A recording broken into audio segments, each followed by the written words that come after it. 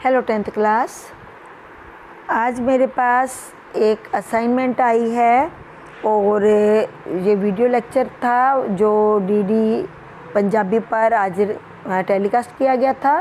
तो लेसन है विद्युत धारा के चुंबकीय प्रभाव, magnetic effect of electric current. यहाँ से लिया गया है क्वेश्चन। तो ये क्वेश्चन पंजाबी मीडियम में है, मैं आपको हिंदी मीडियम में बता रही हूँ। पंजाबी मीडियम में भी आपको लिखा हुआ है, इसको भी समझा देती हूँ।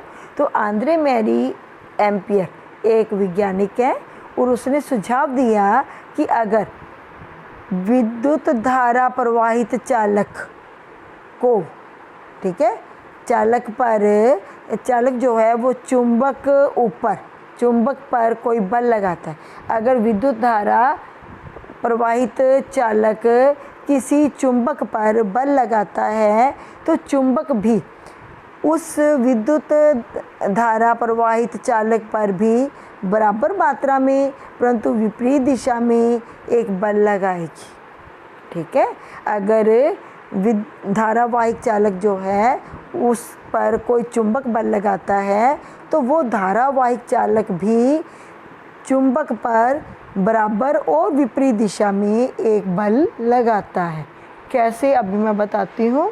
अगर मान लेते हैं एक एल्युमिनियम की कोई छड़ है, उसे चित्र में दिखाए अनुसार चुंबक के ध्रुवों के बीच में लटकाया गया है। तो पहले मैं आपको बता देती हूँ, ये जो है हॉर्स नाल चुंबक बोलते हैं हम, ठीक है, यू के आकार की चुंबक है। तो ये इसका उत्तरी ध्रुव है चुंबक का और ये इसका दक्षिण ध्रुव है और ये है एल्युमिनियम की छड़, ठीक है, इसको स्टैंड पर कस के बांधा हुआ है। तो अब ये चुंबक के जो ध्रुव हैं और इसको हमने बिजली के सर्किट से जोड़ा हुआ है। हमें पता है कि जो धारा है वो ऋण ध्रुव से धन ध्रुव की ओर चलती है, ठीक है, धन ध्रुव की ओर चल रही है, तभी ये निशान जो है ऐसे लगा है।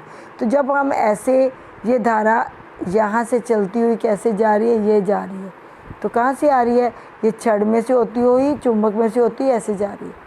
तो ये धारा का सर्किट है।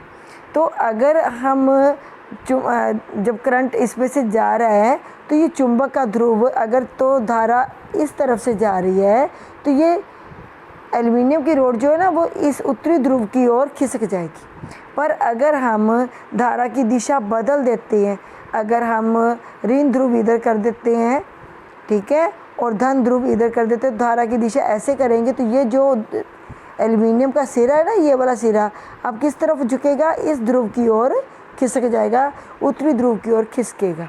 तो इससे क्या पता लगता है, इससे पता लगता है कि अगर चुंबक धारावाहिक चालक पर एक बल लगा रही है तो ये धारावाहिक चालक भी चुंबक पर एक बल लगा रही है जो बराबर और विपरीत दिशा में है।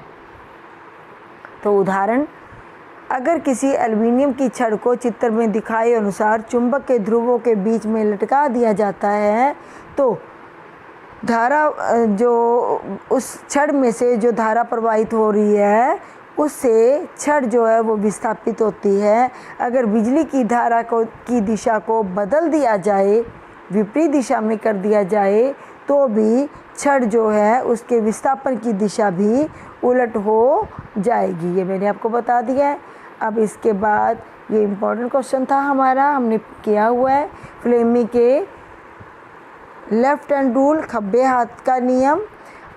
बाएं हाथ का नियम क्या कहता है, फ्लेमी कहता है कि अगर हम अपने बाएं हाथ की एक अंगूठा, ठीक है, और पहली उंगली, अंगूठा और बीच वाली उंगली को इस प्रकार फैलाएं कि तीनों एक दूसरे के लंबवत हो जाएं तो पहली उंगली जो है वो चुंबकीय क्षेत्र की दिशा को बताती है, बीच वाली उंगल जो है वो चालक में प्रवाहित होने वाली धारा की दिशा को बताती है और अंगूठा जो है वो चालक पर लगने वाले बल की दिशा को बताता है। तो ये था फ्लेमी के बाएं हाथ का नियम। कहते हैं कि अगर हमारा अंगूठा, हमारी पहली उंगल और हमारी बीच वाली उंगल को इस प्रकार फैलाएं कि तीनों एक दूसरे के लंबवत हो जाएं तो पहली उंगल जो है वो चुंबकीय क्षेत्र की दिशा को बताएगी, बीच वाली उंगल जो है वो बहने वाली विद्युत धारा की दिशा को बताएगी और अंगूठा जो है वो चालक की गति की दिशा को बताएगा। तो ये था फ्लेमिंग के बाएं हाथ का नियम। अब आज के जो 2 क्वेश्चन इस टॉपिक में से लिए गए हैं उनको हम करते हैं।